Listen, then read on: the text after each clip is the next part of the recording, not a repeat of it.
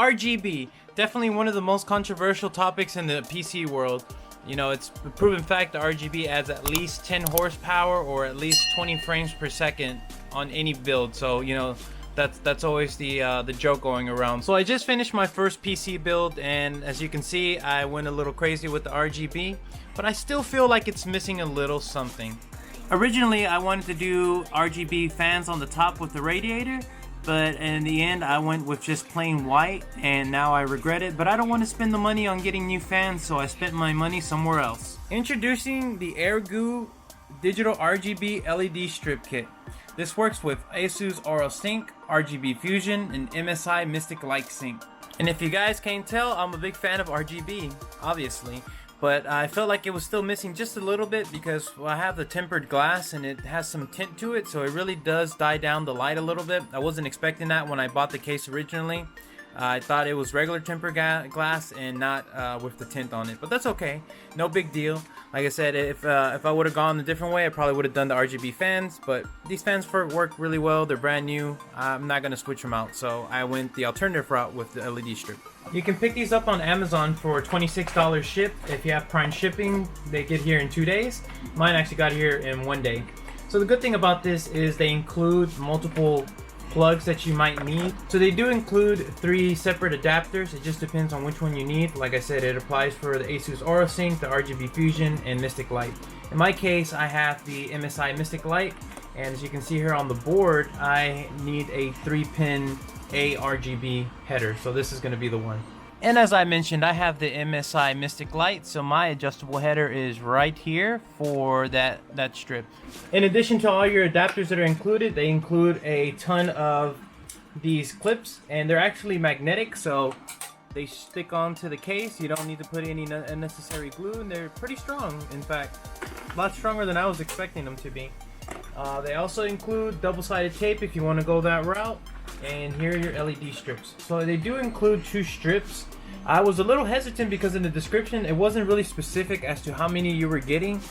It did say 1 neon tube, and I was confused by why it was saying neon, but I guess it's just that's the way of describing the product. But it is in fact addressable RGBs in here, and they have a very premium feel. It's like a very thick industrial rubber on the outside.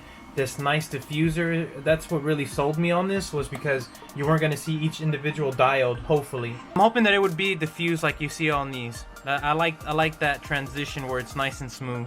Each strip measures just under 16 inches, I would say 15 3/4 inches.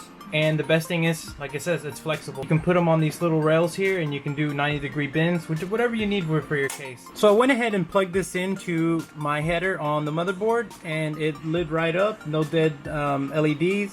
The diffuser's doing its job, and it's very, very bright. You're getting some nice smooth transitions.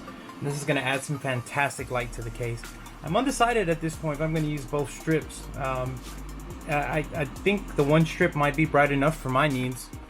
So I have the MSI dragging center, which is what controls the Mystic Light system here, and I figured out that it is J Rainbow 1 that I plugged into down here, and as you can see, we'll set a pattern here, rainbow, and we'll apply it, and we should see it come through in just a second.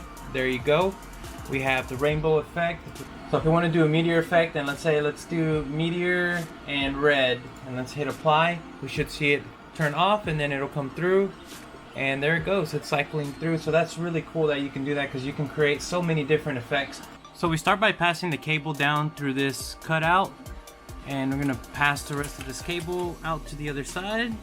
And as you can see here, I have everything cable managed, but once we pass that cable through, it's this one here, and then basically we just have to plug it in.